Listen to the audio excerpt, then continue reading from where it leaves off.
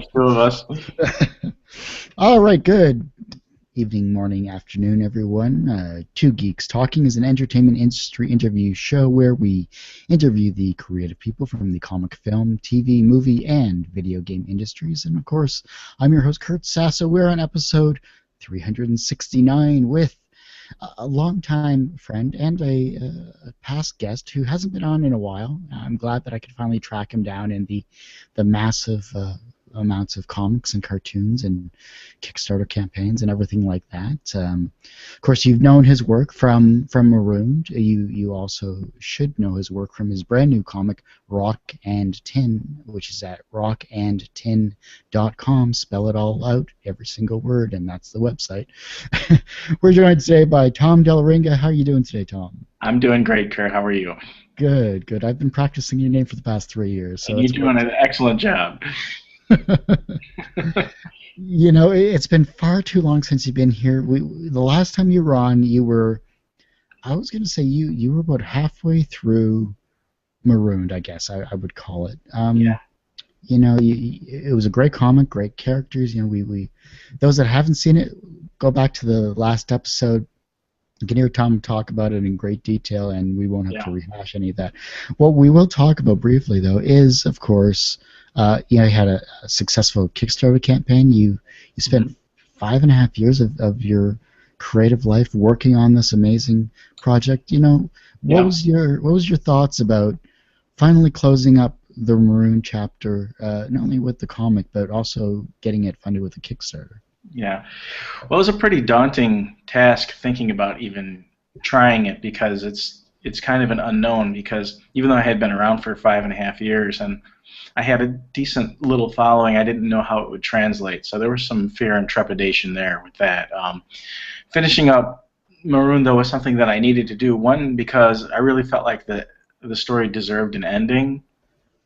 In webcomics, you see, maybe partially because the barrier to entry is so low, but you see a lot of people that'll start projects, quite often really ambitious projects, and then aren't able to see them through for a lot of reasons, and that's not really fair to the readers who invest their time and effort in following you, even if it is for free. Um, so I wanted to finish it not just for them but for myself because I felt like the story deserved an ending and I had an ending that I wanted to tell and it was 5.5 years is a long time to work on one project and I wanted to try different things. I wanted to move on and I wanted to leave Maroon behind as a cohesive story, um, and not as some kind of unfinished project that just trailed off. And to that end, I spent. We haven't talked in 3 years, so I don't even know if you know this, but I spent a year going through the whole archive. I recolored every single strip. Wow. I redrew maybe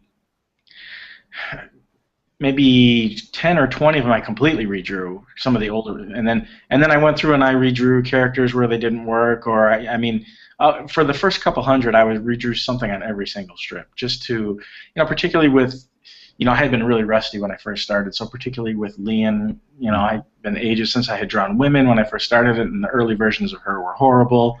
I pretty much redrew her almost all the way through the archive until I got current with the point where I started doing it, particularly her face. But the colors had changed. John's outfit had started at one thing, and then it moved to another, and the same thing with Asimov, and the same thing with a couple of other characters. And because I was pitching this as a graphic novel, it would have been really weird. So I spent a year doing that and fixing the color and everything. And so when I finally did get to Kickstarter, I could present it as a finished graphic novel that was 300 pages, something that you could sit down and really enjoy reading. And I think that was partly the reason why I was successful, is because it was a complete project that just needed to be printed. And, I had a following, and luckily the fan base did follow me over. So it was pretty cool. That's great to hear because, like you said, a lot of Kickstarters have great products, but they don't have the fan base to back them. Right. And your fan base is, I know from looking at the comments, watching the social media aspect of you there. I may not have, we may not have talked every single day, but I was paying attention to you in Oh, some way. I appreciate that. So It's hard to tell sometimes. In fact, Steve Ogden and I were just talking about that today because he launched a new comic as well. Dr. Magnifico. It's a gay comic, really cool. But we're both on new projects, and so we're lamenting our lower numbers and trying to figure out the way to promote yourself changes every 6 months, and with new media and everything. So it's very tricky. So yeah. Well, once the Kickstarter was funded, your book was finally put out. I believe you're happy with the book, I hope. Yeah, for the most part. I mean, it was really cool to finally get it. I mean, the thing is huge. You could use it as a doorstop. I had some small problems with the printer. Some of the pages are kind of dark. There wasn't a lot I could do with it once I got the book. But overall, I mean, it's really cool to sit down and see the fruits of your labor. And I don't know how many graphic novels are out there that are 300 pages, so it's kind of neat in that sense. I'm sure there are, but standalone stories like that. Mm-hmm. And so for me to sit down and finally get it and reflect and kind of go through it, I actually sat down and read it. And I was kind of, I just really fun. I was satisfied with it, and it was kind of a happy moment. So. Yeah, and that kind of brings us to the closing of one chapter, opening another, and you kind of mentioned it briefly, especially with Steve Ogden's new comic as well. Mm-hmm. That comes to Rock and Tin, and for those that haven't actually read that yet, which why haven't you? Why haven't you? Come on. I'm asking the same question. Well, what is it all about? So, Rock and Tin started as a story for actually a different graphic novel idea I had called Beam City, and it's funny that I brought Steve up because it's a project that he and I thought that we might do together back when he was still doing Moontown and I was doing Marooned, and we even kicked around some ideas, and it was this thing that I had this idea, but of course we were both too busy, and it never happened. So I finished up Marooned, and I actually had this idea for another story, which I may do some other time later, and but I got mired down in the details of the story and planning it out, and got to a point where I really felt like I was stuck, and I got a little disillusioned with it. Excuse me. And I remembered Beam City, and that wasn't ready either. But as I thought about it, just some new ideas popped into my head about where it could possibly go. And I got a little bit excited about it, as artists will do, and I just jumped head right. I'm like, I'm stuck on this one story. I'm just going to dive into this one. And I literally started it with a very loose skeletal framework of what Beam City used to be. It was changed a bit, and Beam City itself figures into Rock and Tin. It's actually a place on Rock and Tin, and this could potentially be the prologue to Beam City. I haven't decided yet, or this may actually just suck up the whole story. I'm not sure. We'll have to see. Just got off the phone with Steve actually a little earlier.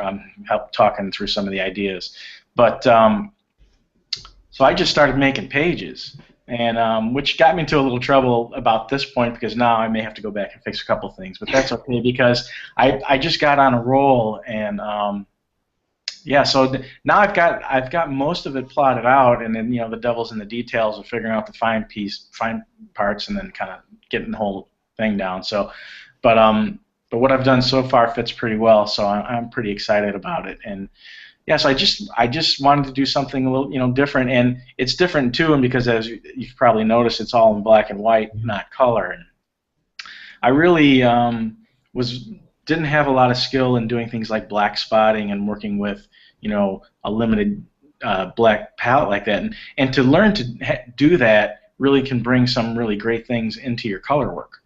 So, and I had tried some of that stuff with Marooned, and it's tricky to learn a whole new thing like that when you're right in the middle of something. So I wanted to, I've been inspired by some black and white stuff that I had seen. I mean, if you look at Bone, or you look at Mike Mignola's work, or I don't know if you're familiar with Denver Brewbaker's The Checkered Man. Oh yeah. Really great stuff. So I wanted to try it. So those two things together got me going, and it took me almost, I don't know, maybe 20 pages or so to start getting the handle on how I should work. And for the longest time, black spotting just completely eluded me. It was like just strange magic to me. I couldn't figure it out. And finally, some things just started to click with the help of Steve in Denver and some other guys, and just studying and trying things and failing. And finally, I'm starting to get the hang of how to do it. And it like opens up this whole new world for your pages. You know, you can get all this awesome depth, and it's hard because when you start working with blacks, it's really, it can be really daunting because to throw down like this huge chunk of black on your page is like really, it feels like really destructive. But it's also very liberating as well. You just got to get past the fear of, oh my God, I'm going to throw down this huge chunk of black. How do I manage that? And then you finally realize what you can do with it, and you're like, oh, now I can do all these things. So it's pretty cool. So I probably need to go back and tweak some of the earlier pages a little bit, nothing major. So eventually when I do get to the book, I'll do that. But I kind of feel like I'm in a rhythm right now, and the pages are coming out pretty well. So. No, that's awesome. And yeah, I've always said that those that can do black and white just have a different aura about them in terms of in terms of creativity, in terms of they understand contrast a lot better than when you mask it with color. Right, that's exactly it, and that's what I had such a hard time with at the beginning. And because you can't hide behind, you know, cheap tricks, you can't hide behind shadows and a bunch of color, and it's just all right there for you. So when something's not working, it's really not working. And that's, like I said, that's kind of the thing that's fearful about it. But when you get it, you start to get this depth that it's really hard to get any other way. And it's just wonderful. So yes, like I said, I hit a point where I started feeling like these pages are starting to look really good, which as an artist, you know, is a hard place to get to sometimes because you're your own self-critic, and you're making pages and you're like, this is just awful, and every artist has been there. But I mean, for the last little while now, I've been finishing a page and looking at it and going, that looks really good, and I can't wait to do the next one. So I'm in a really good place with that as far as that goes. Wow, that's like an epiphany or a eureka moment where you can say, I'm actually happy with my work. It really is. So, you know, and it's, you know, the flip side of that is you're so excited about your work, but you're starting a new thing, and so, you know, I don't have the fan base that Marooned had. So you put stuff out there, and there's not a whole lot going on about it. So it's like you have to temper that and realize, well, it's a long process, and hopefully it all works out in the end.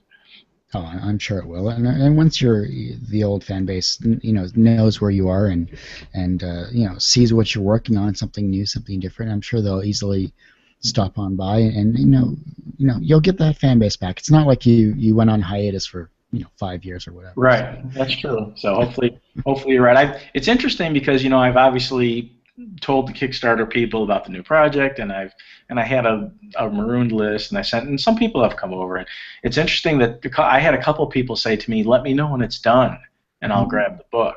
So they're like, they don't want to necessarily follow it, but when there's a book, they'll want the book, which is an interesting thing. And it's interesting because I'm a little bit like that myself, in that I don't buy floppies, and I'm not big on the superhero stuff anyway, but I do love to buy trade paperbacks and graphic novels, and like I'm going through the Max right now, Sam Keith's The Max, nice. And I just got to finish the 5th one to be done with it, and it's been he's been a great inspiration for me just for panel design and stuff. He just really unique stuff with panels, so I've been trying to pull ideas from that too. But yeah, like recently I picked up the Walter Simonson Thor first 2 trade paperbacks. He's amazing with black and white too, so even though there's color on top of it, so I can understand that mentality of just wanting the finished piece and not having to like wait, especially with webcomics. It can be a really slow process. Yeah, no, the schedule is always key, and you know, keeping that consistent is always a good thing to have too. But yeah, you know, I think a lot has changed in 5 years, especially when it comes to our ability to consume the products that we want to view. And like you had those people saying, well, hey, I'll buy the book type thing, and it's a bit of a surprise, but it's also welcome because, hey, look, you have a sale right there. Yeah, exactly. So yeah, I'm looking forward to, you know, getting it all done and put together, and it'll be nice to print a black and white book instead of a color book, because that's a whole, you know, printing color, just like I was saying, is a whole other set of challenges, and this is not going to be a 300-page epic either. So Lord willing, at least I'm not planning on it. So it shouldn't take me 5. You know, I'm hoping to, you know, have like a 1.5, 2-year project with this, and have it be like, you know, maybe 120 pages or something or like that. So a little more manageable. One problem I had with the Marooned book was shipping, because it's it's 8.5 by 11, 300 pages. It's really big. Yes. And it's really heavy. Mm-hmm. So, and I tried to plan for that. I mean, I wasn't new to shipping and printing and everything, and I tried to plan for that, and it still caused me some problems, particularly when people ordered multiple books and they were international. And it was, at one point, for international buyers who ordered 2 books, it was 2 ounces over the minimum weight or something. So instead of say $50, it was like $85. Oh, like a huge difference, and I ate a couple of those, and so just the shipping cost for a book that much is a lot. Yeah. So it makes the total price more manageable if you have a little bit of a smaller book, and because the minimum price you could buy the Marooned book for domestic was $25. So, which is not terrible, but I mean it's not cheap either. I mean you can go into your local comic store and buy a cool graphic novel for like $15. So, well, then it wouldn't be Marooned now. That's true, but so it depends. If you want the epic, the $25 is what you were going for. It would almost be where, hey, what comic convention are you going to be at? Are you going to have one of those books? Okay, I'll buy it there. Yeah, that happens too. Well, let's talk about yourself, and you've hit up a lot of kind of points and questions I was going to ask you here. You talked about your inspirations, especially with this new project.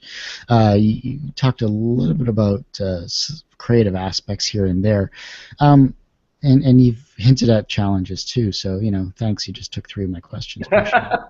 Sorry. That's all right. I'll forgive you this time. But I can expound if need be. No.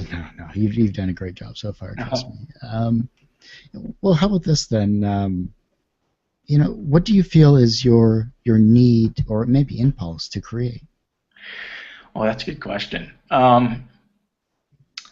Well, let me go back to when I first started Marooned, because I think it came from. So I was at a job, and it was a good job and everything, but I just didn't feel that any creative satisfaction. I think at the time I was an interaction designer for ServiceMaster and doing web development and stuff, and I still do similar work. I'm a user experience designer now, but it's satisfying in one way, and it pays the bills and all that. But I wasn't.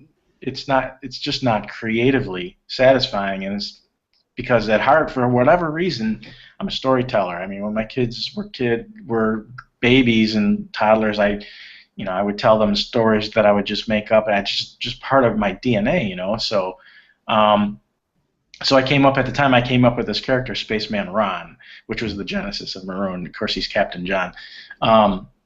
And I thought, maybe I would do a Flash animated comic, or so. I just felt the need to do something, and I landed on Marooned with that. But that's where it comes from, and ever since then, I mean, when I was a kid, I drew and made games. Just something that's always been a part of me. So, but I really, really love stories. I watch movies all the time. I read constantly. It's just something that brings me a lot of joy. So for me to tell my own stories, it just makes me happy. And you should do the things that make you happy. So when I'm working on a comic page, I'm just, I'm in another world. I'm listening to music scores. I'm drawing. It's a really happy place for me. So that's why I like to do it. And then to get the feedback from people, that they're actually enjoying what this thing that you made up that's just coming out of your head it's just a really cool thing. It's validation, really. Yeah, it is. It's a sort of validation for sure. But you're not totally, crazy. It's just the voices and stories in my head. Honestly, I don't need that white room, huh? Yeah, exactly. Well, how about this then? What areas do you feel that you're most creative then? What areas am I most creative as far as technique, or how so? Let's go with technique, because you're kind of hitting upon your storytelling ability already. So. Right. Well, when I first started making comics, you have to find a style, right? And you have to find a way to draw that works for you and works for the story. So. It took me a while, but what I needed to find something that worked for me. One, because I'm not the most skilled draftsman, just because I don't have the kind of time to put into life drawing and sketchbooking and studying. I have a family I need to support. I have kids I need to take care of. I have a wife, so I can't be one of those guys that is just always doing that. So So of course, always want to improve, and I sketch and draw when I can, but I had to find something that works. So I think one of the ways in which I succeed creatively is to draw in a simple, appealing style, and some of that comes from maybe having Peanuts as inspiration and really loving a kind of a European style of comics. I've had people tell me some of my work reminds them of Quentin Blake. I think it depends on the stuff that I'm doing, but I can kind of see that. So I think I've been successful there, where I can tell a somewhat complex story using simple forms, and that's I think that's where one of my biggest strengths lies. What about when where do you feel that you're least creative then? Least creative is, wow. Well, I always feel like the trick is coming up with original ideas.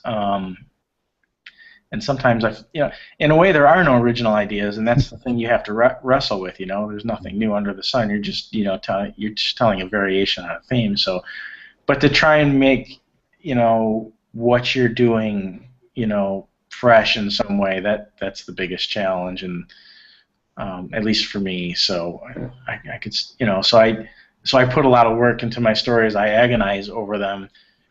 Maybe more than I should, I don't know, but trying to get everything right. I write a lot of backstory. I make sure all the pieces connect. I mean, even with Marooned, I wrote so much stuff for myself just to make sure that I wasn't exposing mistakes, and of course there's going to be mistakes anyway, but just making sure that no big problems crept through, and so yeah, I worry about that. You're just segueing right into my next questions here. All right. It's as if you're, get out of my head, man. This is just too much. It's like I've got your script right in front of me. You should realize after all these years, I don't have a script. There's no script? Right. What was I thinking? Well, how about this then? Speaking of mistakes, what was one of your most creative mistakes? A creative mistake that worked out?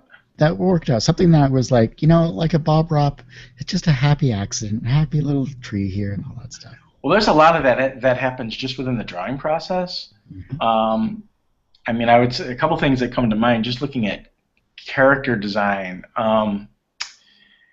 Like John's design is really recognizable. For example, Captain John, with the nose and the curl on the hair. I've been told by a lot of people that it's a really good design. It's really recognizable at a moment's notice. And I just was doodling on my, that came from just doodling on my workbench. I can't even remember what I was doing, but I literally had green Sharpie in my hand, and I doodled this head, and it was John's head without the curly Q on the hair. And I actually took a picture of it. I have it somewhere. It's still down there. But that's where that came from. And I wasn't even, it had nothing to do with what Marooned would ever come to be. But when I needed a character from Marooned, I remembered that, and it worked perfectly for that. Nice. So that was one thing that just for whatever reason worked out. But another thing was, I don't know if this falls exactly under the story, but in the early part of Marooned, there's a crazy robot called Bob who threatens everybody with what he calls the time cube. Well, it's just a Rubik's cube. That's really all it is. But when I was developing that story, it was originally the time slinky. I was using the slinky and everything, but I couldn't draw the slinky very well to where it read well and everything. I'm like, this just isn't working. So I switched it because of that to the time cube, and thank God I did that, because the way the story went, the slinky would have never worked. And what happens with the cube is he turns it to activate it and everything, and the way they defeat him is Rill had actually gotten the cube briefly and switched the stickers because she recognized it as a puzzle. So when he goes to activate it, he can't because the stickers have been switched. I couldn't have pulled that off with the slinky. There's just no way. My whole story would have fallen apart. But because I couldn't draw a slinky, I had to switch and make it a Rubik's Cube, and it all worked out. So thank God for happy accident. Oh, love it. That's great. Nobody knows that until now. So, well, Steve knew it, but I think he was probably the only one. Now the whole world knows now it. Everybody knows my foible. Oh, good stuff. when you look at Rockin' Tin, though, when you look at this brand new comic, something that you've just started, something that's based off of a collaborative work, a collaborated. Wow, I can't talk today. Talked in based on a world that you and Steve worked on. There you go. That's it. I wouldn't do well in Jeopardy, I'm sure. Yeah. But, why do you feel the need that this is an important next step in your career? That's a good question. I think one is I want to show some versatility. I want to show that I can do more than just one thing, and I think that would serve me down the road. So there's one, and I want to show that I can tell more than just one story. So I think those are two pretty important things. I mean, I don't want to say it's easy to have a success, but to have one success is one thing. That's great, but to show that you can have multiple successes, that's that's more about what a career is about. That's more about what real success is about. Show some staying power. So that's really, I think, what I hope Rockin' Tin will do, is to help me take that next step. Success is a pretty powerful word. It's also can lead you down different paths. From a professional standpoint, obviously, you're a successful person in that regard with the Kickstarter, with a completed comic book, graphic novel. But do you find that you're actually personally successful? As an artist? As a person. As a person, yeah, I do. Yeah, I've been very blessed in my life to be successful as far as just personal relationships with my family, with my art, with friends. I'm lucky to have a good career. So yeah, I quite often feel I'm blessed far more than I would ever deserve. So I'm thankful for that every day, quite frankly. How do you deal with your failures then? They're just motivators, they're just motivators to me. I mean, even Marooned was a pretty big flop early on. I mean, it took maybe 2 years for that to gain any traction at all. I had some few loyal followers early on, but I didn't get any real numbers until it took a couple of years. But I felt like there was a story worth telling there, and I felt I had something that was worthwhile, and so I kept pushing it, and eventually it came around, and I worked hard at it. I mean, failure should inspire you to work harder, at least in my opinion, and it made me want to be a better artist. It made me want to be a better writer, so that I could take this thing that was this little germ and seed of thing and make it grow into something. And so that's the way I see it, and that's how I see Rockin' Tin now, with the challenges of kind of trying to grow a whole new thing. It's maybe as an artist you never get the total response that you want. With a webcomic, it's even harder, because a lot of people will read it and see it and they'll never say anything about it. They may be really enjoying it, but they're not going to say anything just because they don't feel like engaging, or that's just not in their personality. So it's tricky. You have to kind of stick to your convictions. So I use that as a motivator, I guess. I know exactly what you mean. Especially when it comes to people not commenting or whatever. Right. I've been doing this for 6 years. I rarely get any comments whatsoever, so I don't know if I'm doing something good or not. Yeah, it's hard to tell sometimes.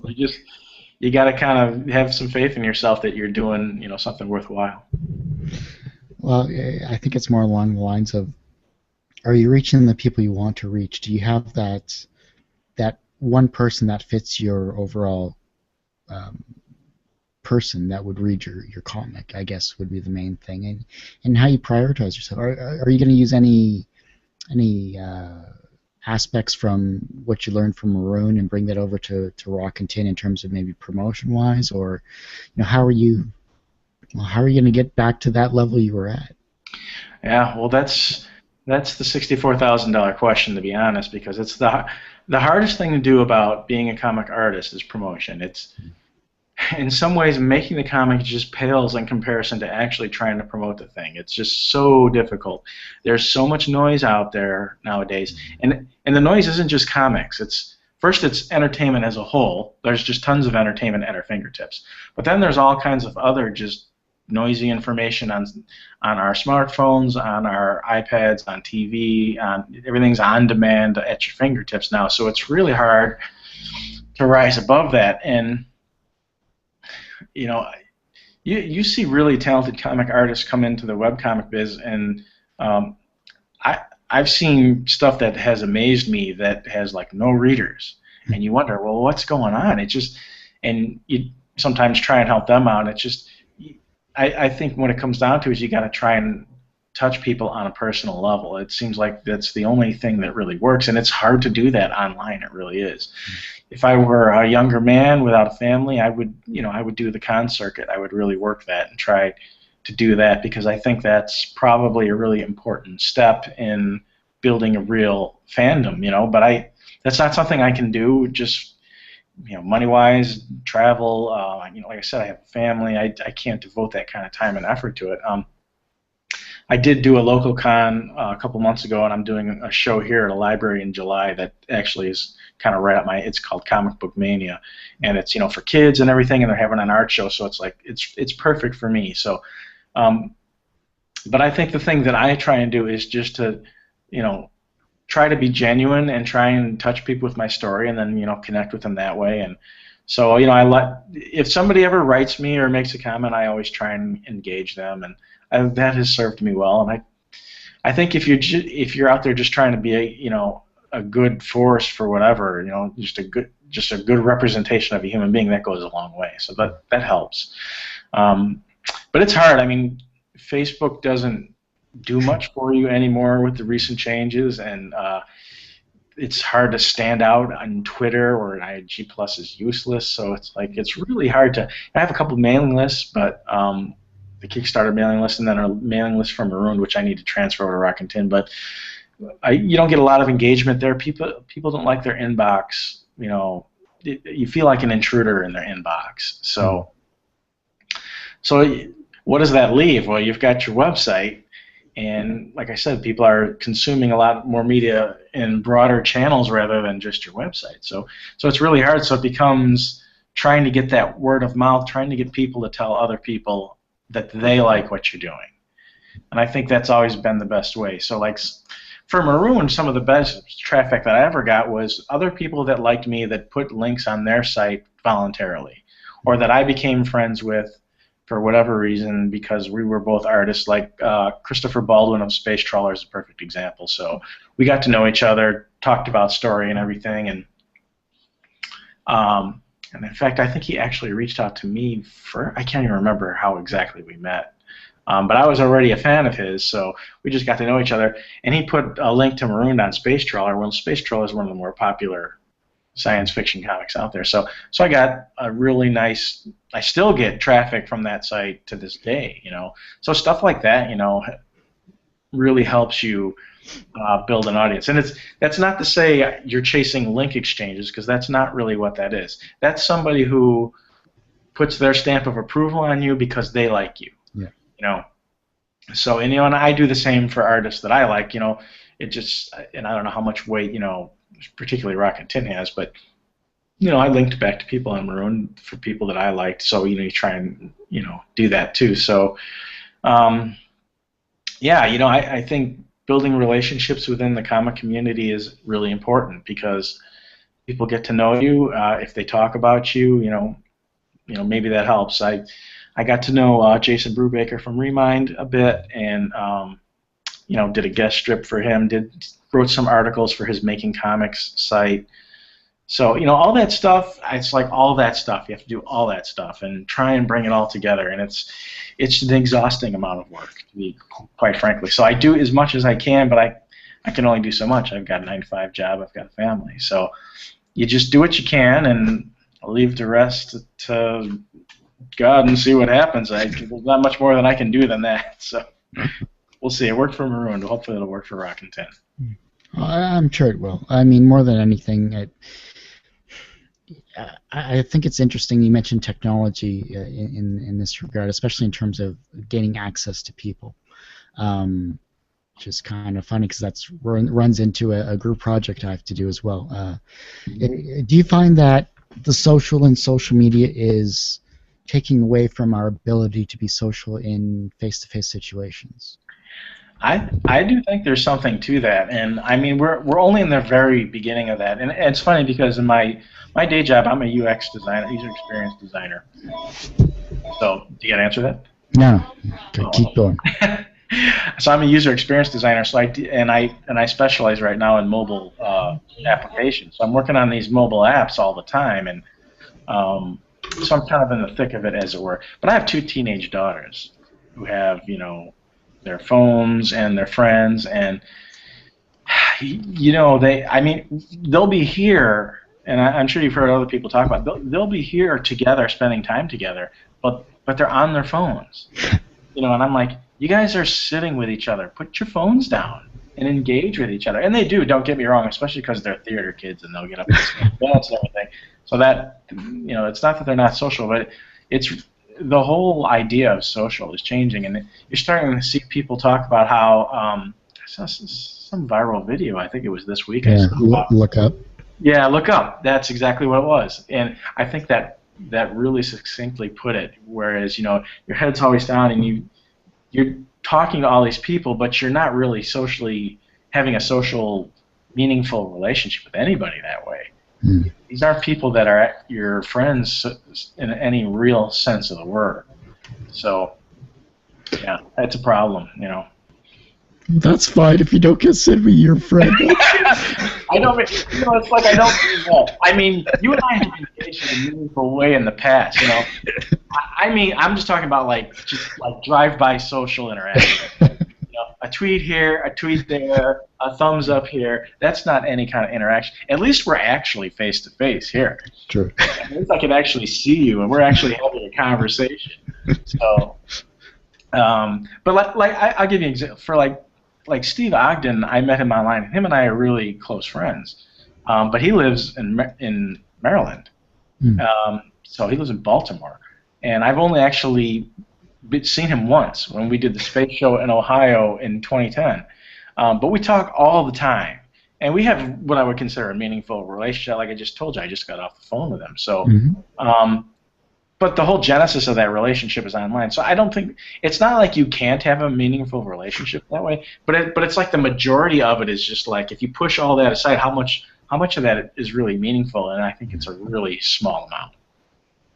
And generally, the relationships that have some kind of tangible reality in the real world, those are the ones that mean something online. Yeah, it makes sense. It does. It's if we could only get over the socially awkward aspect of asking that girl that you like out, that's the other thing. So, what am I going to do if I can't text her? Yeah, exactly. Speak with her? Oh, man. When I was growing up, you actually had to walk up to somebody and have the guts to say, will you go out with me, and then have to suffer the no, the repercussions of the no, instead of just seeing a frowny face on a text or something. You're like, oh well. Yeah. But that aside, is there anything else that I haven't actually? Let me look at my list in case you've hit them. Here we go. two other. Well, two more questions. What do you fear the most? What do I fear the most? Just out of anything? Yeah, sure. Could be Webster. Could be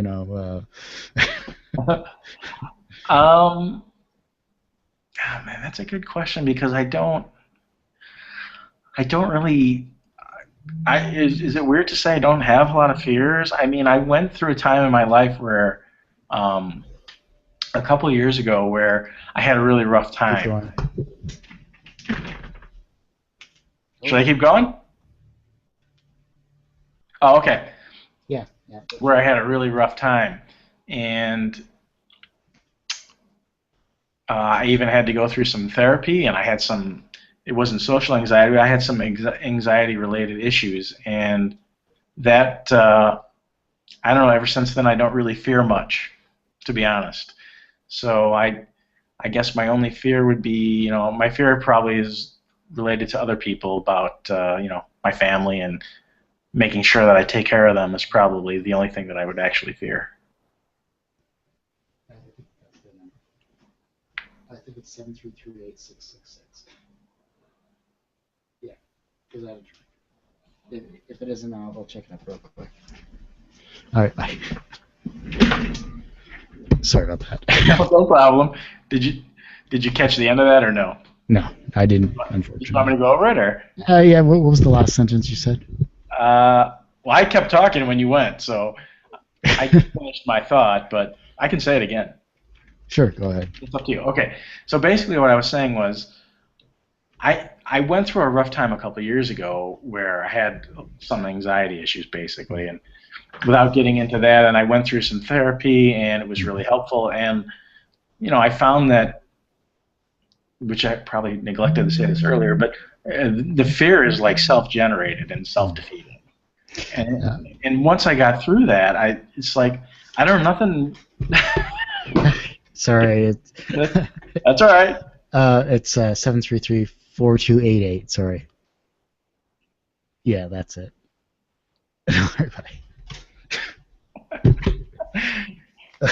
We are smooth, man. My folks want pizza. It's not that I was ignoring a bunch of mental issues way back when. It's just sorry.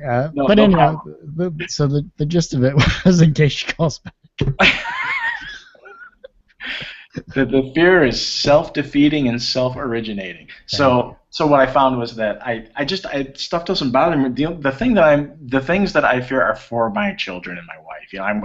My concern is with them. I don't know. I just leave the rest in the Lord's hand, to be quite honest with you, and just take it day by day. And ever since then, I'm a much happier person. So good stuff. Last question, in case I get another phone call. If my folks want to figure out where the next closest pizza joint is, that's important stuff. Exactly. I mean, it's not Chicago. Don't get me wrong, but hey, pizza's pretty darn good. I just had pizza, by the way. Nice. Yeah. It was very good. Yeah, I can't have any because I'm trying to lose weight. Actually, right. So, last question then. Obviously you're a family man. You have a younger generation that's currently with you as it is right now, and the technology that's available to them is vast and impressive. But when it comes to being creative, how can the younger generation inspire the generation after them to be creative as well? I don't know that a lot has changed on that. I mean, to me, the new technology is just new tools. I mean, I use a Yanova to draw on. I don't draw on paper and pen. Although, I mean, I do rough sketches. That's how I do a rough thumbnail to start my page. But I scan that in, and then I do all the actual drawing and inking, digitally, and it's great. I mean, because the amount of work that I can get done pales in comparison to what it would have been had I need to do it all the old-fashioned way. I wouldn't even be doing this, quite frankly.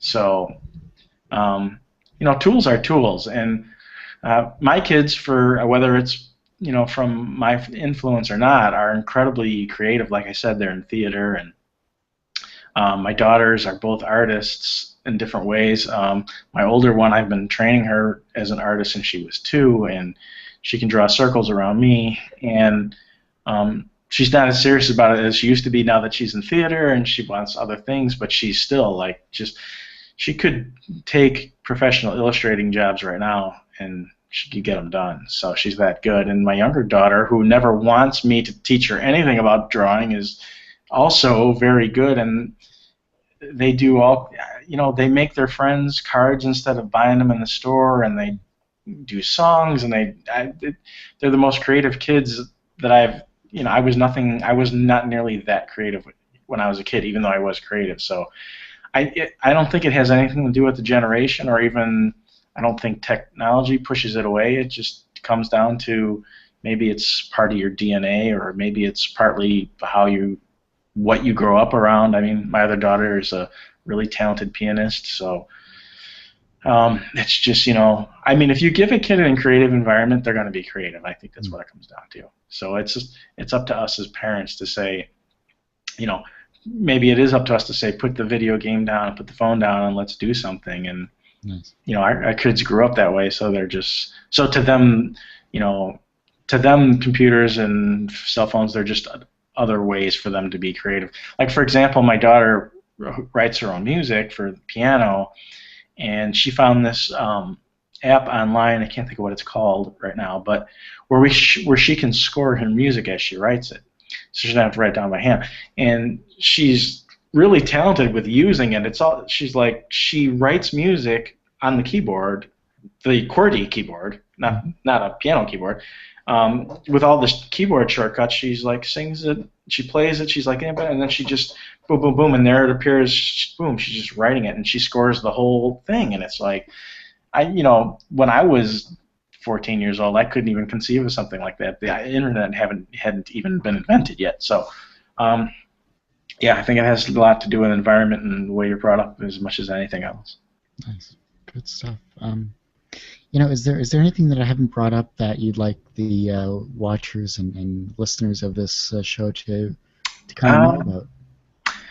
No, I think just check out Rockin' Tin. I also have another website that has some of my short stories on it. So that would be comics.pixelmech.com.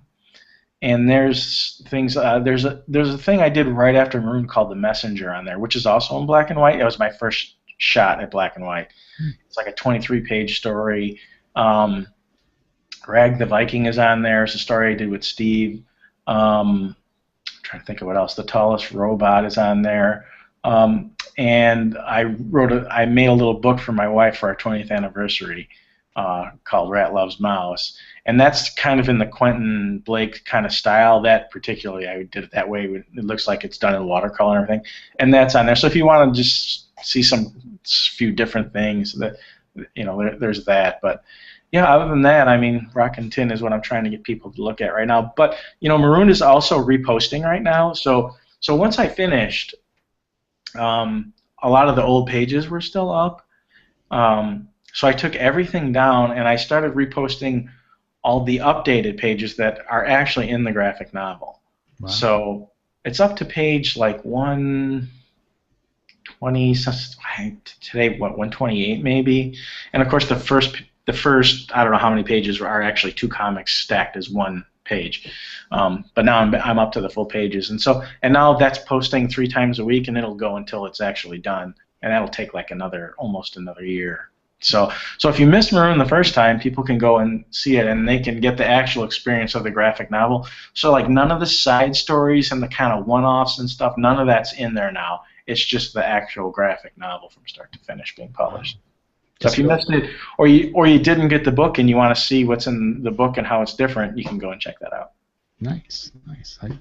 I'll have to add that to the feed as I already have. I'll have to go back to it and do an archive binge as I normally do. So that's a big one. Yeah. I've done it before. I think I've gone through a couple of 600 to 1,200 page archives in about 3 days. So. Yeah, it's always fun to do. I enjoy doing it. It's fun when you find something that interests you and you just like immerse yourself in it for a while. And I enjoy it too. Hey, look, it's 5 in the morning. I should really get to school. Oh, jeez. Yeah, I need to stop reading this and go to bed. Well, Tom, I hate to say it, but that ends this episode, unfortunately. And it's been a blast, truly. Cause same here. We got to do this more than every 3 years, eh? Yeah, I agree. Let me know. Hit me up. I'm happy to blab anytime. No, definitely, for sure. And I got to get out to Chicago. It's been a couple of years since I've been to C2E2 and all that jazz, too. So. Yeah. If you're around, let me know. We'll grab a drink. Sounds good. And, that ends not only episode 369, but that also ends interview 11 of 42 from the TGT challenge of trying to do 42 interviews in 6 weeks. Thanks, Creative Process. This is going to kill me one way or another. So, but for those that of course don't know and weren't paying attention at the beginning of this, you can of course go to rockandtin.com. You can of course see Tom's other amazing work, which we'll post in the show notes as well, from his other sites. And of course, you can watch this on our YouTube channel, youtube.com/TGT Media. You can also go to our iTunes, which is at itunes.com. Search for Two Geeks Talking. And if you want to help support us on our Patreon page, $1 a month if you like, every little bit helps. We're on patreon.com/Two Geeks Talking. And I hope everyone has a wonderful rest of your night and a great day. Tune in next episode where I have no idea who it is, but we'll have another great interview either way. I'm sure it will be awesome. It'll be pretty interesting either way. But thanks, everyone. Thanks again, Tom, and have a great night. Thank you, Kurt.